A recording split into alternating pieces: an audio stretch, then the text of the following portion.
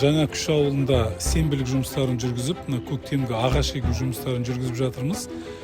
Жалпы биыл Төле би ауданында 55 мың ағаш егу жоспарланған, оның 17 мыңы осы көктем уақытысында белгіленген.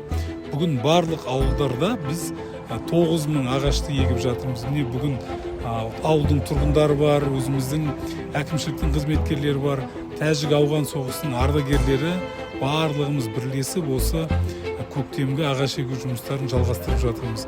Жалпы мен аудан тұрғындарына өзімнің өтінішім, мына Таза Қазақстан экологиялық акциясын білесіздер, президентіміздің Қасым-Жомарт Кемелұлының бастамасымен барлық елді мекендерде Таза Қазақстан экологиялық акциясы жүріп жатыр. Осы акцияның барысында, негізінде аясында осы ауылдарымызды, біздің тұрғылықты жерлерімізді, қалаларымызды таза ұстауға, күл қоқысты тастамауға шақырам.